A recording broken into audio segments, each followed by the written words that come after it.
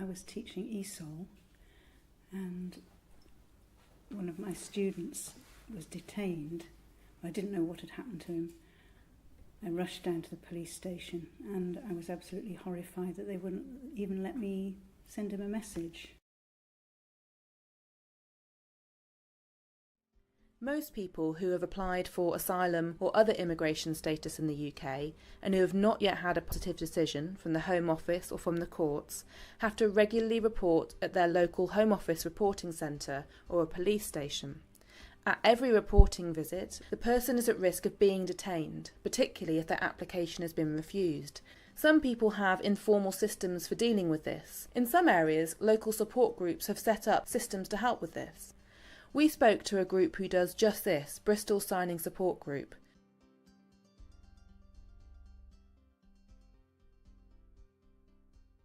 Well, we're a random group of volunteers who've got sympathy with people who've got migration issues. Well, I think there's clues in the name, really. I think, the support that the people we work with feel. They often tell us that.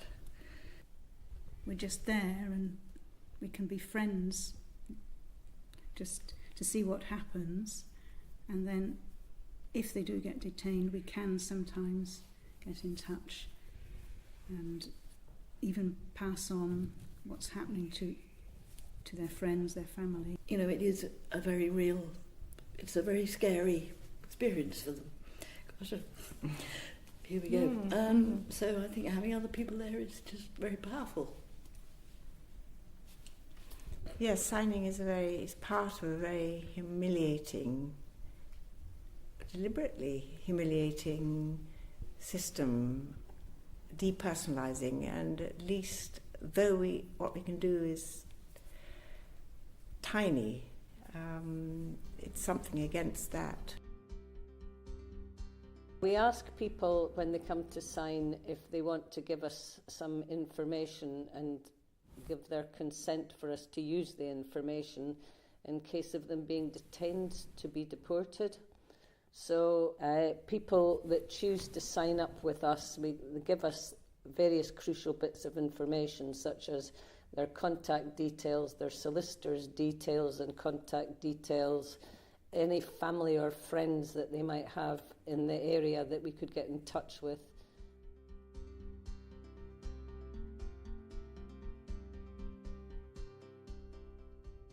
A lot of people go there very traumatised, very nervous, very fearful of what might happen, and the border agency are not exactly very friendly towards some people. Some of the staff are better than others, but there are instances where they can be quite antagonistic and threatening, and we go there to give people emotional support, really, so that they can see a friendly face in the middle of this bureaucracy, and also to try and give them some practical help or assistance. There's a kind of witnessing role at the police station which is very important. Sometimes the people who are from the Home Office are hostile, but sometimes they're friendly, but we have a kind of at distance relationship, but we're witnessing, they know we're there.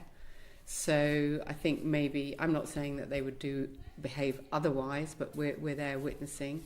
I think the other thing is that we in our kind of rota system, we establish relationships with the individuals, and we check in with them, or we check in with them on a regular basis. And there are some people from previous conversations that they're quite vulnerable, so you kind of check in and make sure that they're doing okay. And then also the point I was talking about earlier is just reminding them that they should keep on their own cases as much as they have legal representation, that they shouldn't just sit back and wait for the lawyers to get in touch with them. I'm always saying, no, you should harass them. Because I think there is this kind of way I kind of see it, is that there are these potential gaps in people's paperwork flow or something like that.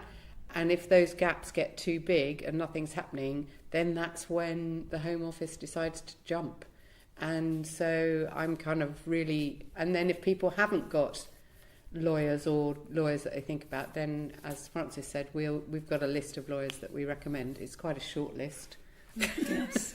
But you know, for a big city, it's quite a short list. But at least there are some that we know, and if they're not getting, you know, a good deal out of their lawyers, I think they should feel free to move. I think it is valuable that we are a presence. It's a sort of symbolic thing, clearly, because it's so limited. We can't stop what the Home Office is doing, even if it's, we know, outrageous and not according to their own rules, often. And we do a lot of signposting to the other agencies. And, you know, we carry literature from those with maps and hours and so forth.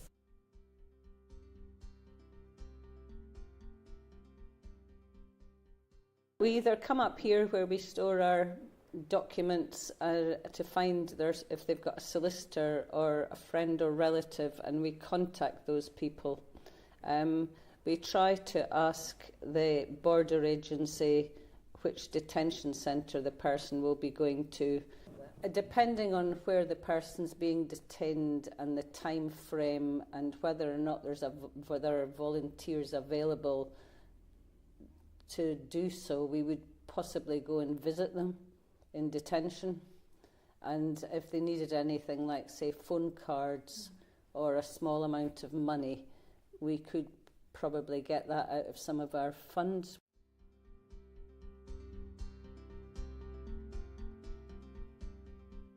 Well, we need their name, obviously, their nationality, although we have had a few people in the past who were stateless.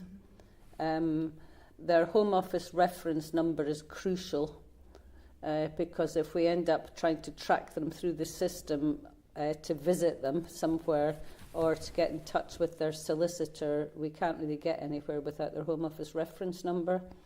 And then we also have bits of information such as friends or family that we can get in touch with, or if they're on medication, because sometimes people have a lot of problems getting medication or medical help when they get put in detention centres, although strictly speaking that's not supposed to happen.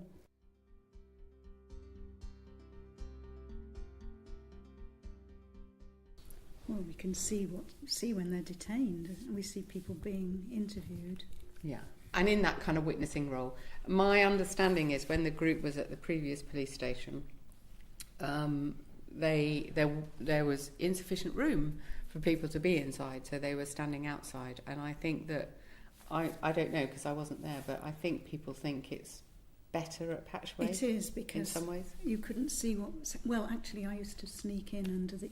being small, under the cameras, and I could get behind the signer and get right up to the desk without them seeing me, and I could hear what they were saying to each other. But the sergeant in there, if he saw you, get out! Amazing. But, what would you say are the hardest things about being involved with signing support? What are the biggest challenges? it's just frustrating because we can't really Yeah, we have change things limited dramatically.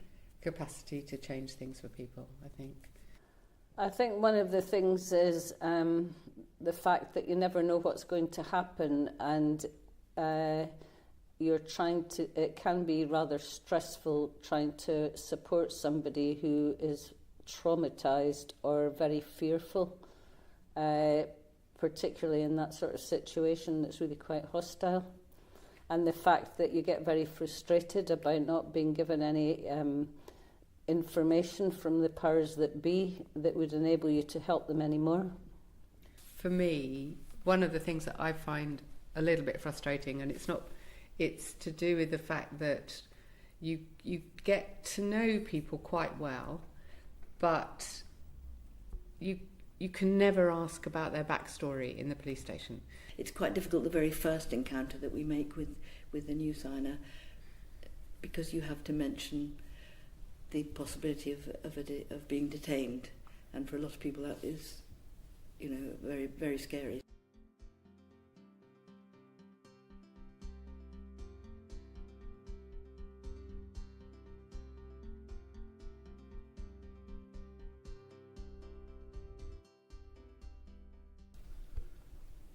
We don't have an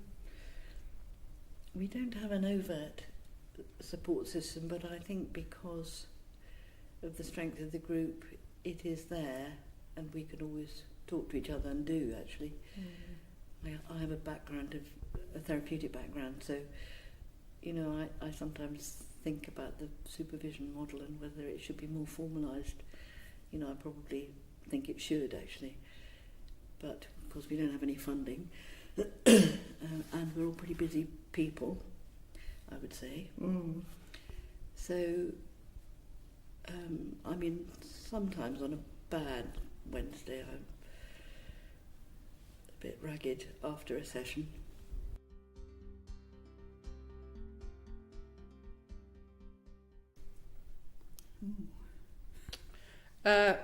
Well, I think confidentiality is a big one, that we don't really ever talk about people by their names.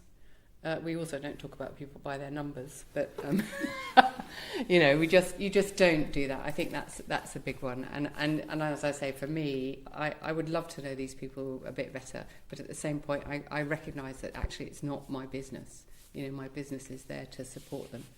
Yeah. Boundaries, perhaps. Boundaries. I'll say a bit more about that, Joy. It's easy to get too involved in somebody's story, and then you're giving them more attention than other people, so yeah, it's difficult. Yeah.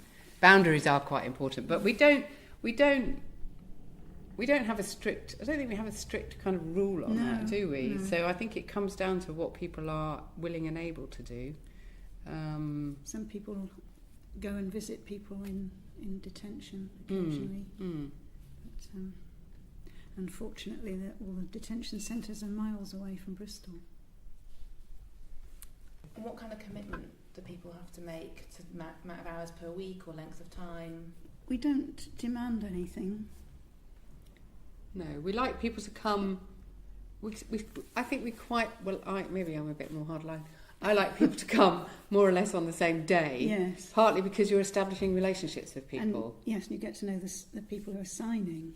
One of our kind of big questions is what day people can do. We do try quite hard to encourage younger people to join, and we get quite a good flow of really high quality volunteers through the universities.